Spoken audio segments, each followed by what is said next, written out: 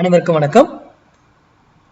Pre market அனலைஸ்ல இன்னைக்கு எந்த strike எப்படி இருந்தா என்ன நடப்பதற்கான வாய்ப்புகள் இருக்கு அப்படிங்கிறத பார்க்கலாம். இது முழுக்க மேக்ஸ் கணக்கின் அடிப்படையில் எடுக்கக்கூடியது. இதை நீங்க அதை சார்ந்து படிங்க, ஓனாவே படிக்கலாம். நான் இந்த வீடியோல கொடுக்கக்கூடிய நோக்கம் உங்களுடைய சிந்திக்கிறதுக்காக மட்டுமே, உங்களுடைய சிந்தித்து நீங்க செயல்படுவீங்க அப்படிங்கிறதுக்காக மட்டும்தான் இது கொடுக்கப்படுது, வேற எந்த ஒரு காரணத்துக்கும் கிடையாது.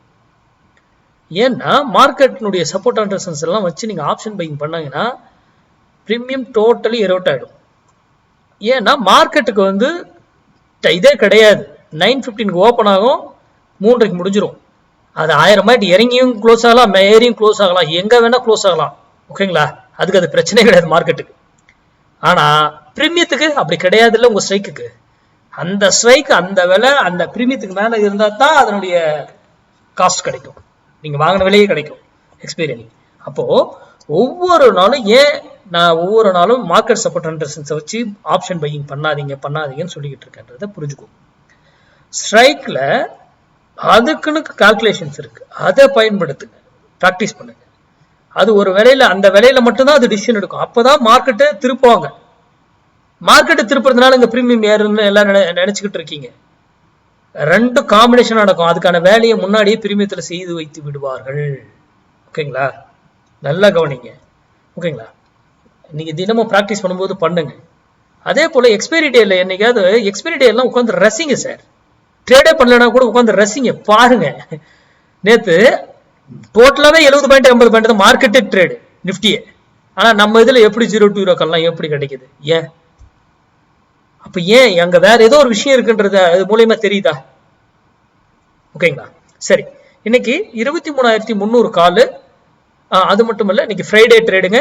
நம்ம ட்ரேட் சேனலுடைய ரூல் என்ன? மண்டே ட்ரேட் மிஸ் பண்ணக்கூடாது, ஃப்ரைடே ட்ரேட் லாஸ் பண்ணக்கூடாது. இன்னைக்கு ட்ரேட் நீங்க லாஸ் மட்டும் பண்ணக்கூடாது. Very very important. ஓகேங்களா?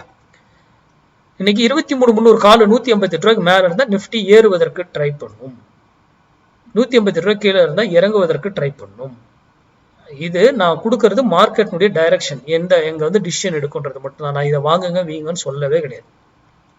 அப்புறம் இந்த பிரைஸ் இப்ப இந்த இடத்துக்கு வருது, இங்க இருக்கு அப்படின்னா இவர் இதுக்கு மேலதான் இருக்காருன்னு ஒரு லைனை போட்டு சொல்றது கிடையாது. நம்மளை ஏமாத்துவாங்க, ஃபால்ஸா ட்ராப் பண்ணுவாங்க, அதுவும் நமக்கு கண்டுபிடிக்க தெரியணும். சும்மாவே நின்றுகிட்டு இருப்பாங்க, அப்படியே விடுவாங்க கீழே. சும்மாவே கீழே இருப்பாங்க, அப்படி தூக்கிடுவாங்க. ஏன் அப்படிங்கிறதுக்கும் உங்களுக்கு விடை இருக்கணும். அதே போல ஒரு ஸ்ட்ரைக் ஒரு விலையில போனா எய்தர் திரும்பி ஆகணும், ஆறு அப் ஆகணும். அதே போல கீழே வந்தா ஒரு விலையில திரும்புறதுக்கு ட்ரை பண்ணணும், ஆறு அங்கிருந்து ரிவர்ஸ் ஆகணும். அப்போ ஒரு ரிவர்சல்னே ஒரு சில புள்ளிகள்லாம் இருக்கு. 1000 பாயிண்ட் ஏறினாலும் எப்படி ஸ்டெப் பை ஸ்டெப்பா ஏறும், இறங்கினாலும் எப்படி ஸ்டெப் பை ஸ்டெப்பா இறங்கும். எல்லாமே மேக்ஸ் தாங்க. மேக்ஸ் சார்ந்து படிங்க. இந்த பிரைஸ் ஆக்ஷனு, ஓப்பன் இன்ட்ரெஸ்ட் எல்லாம் ஓகே, வேலிடுங்க. அதெல்லாம் எதுக்குங்க? இன்வெஸ்ட்மெண்ட் பண்றதுக்கும் ஒரு ஸ்விங் ட்ரேட் அந்த மாதிரி எதுக்கு அது சூப்பரா இருக்கும், பயன்படுங்க.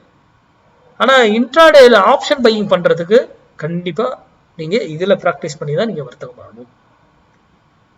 நன்றி, வணக்கம், வாழ்க வளமுடன்.